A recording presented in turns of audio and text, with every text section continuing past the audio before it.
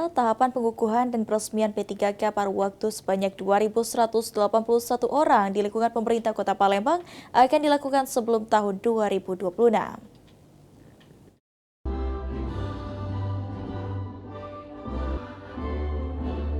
Pemerintah Kota Palembang terus kawal dan lakukan percepatan untuk pengukuhan P3K paruh waktu.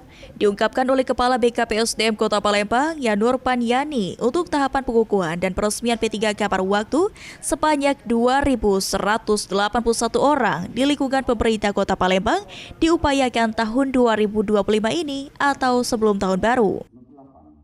Saat ini, tahapan verifikasi dan lainnya bagi P3K paruh waktu tengah berproses di BKN dan Kemenpan RB dan dilakukan percepatan sesuai dengan keinginan Wali Kota Palembang, Ratu Dewa. P3 paruh waktu sudah berproses, insya Allah itu ditargetkan dalam tahun ini harus diresmikan.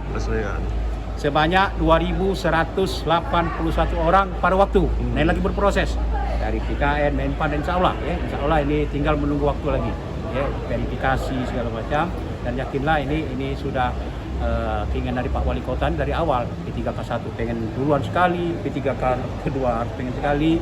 Ini insya Allah sudah sesuai apa jadwal yang kita tempati insya Allah. Kepala BKPSDM Kota Palembang meminta agar para calon P3K paruh waktu dapat bersabar. Sandi Pratama, PAL TV.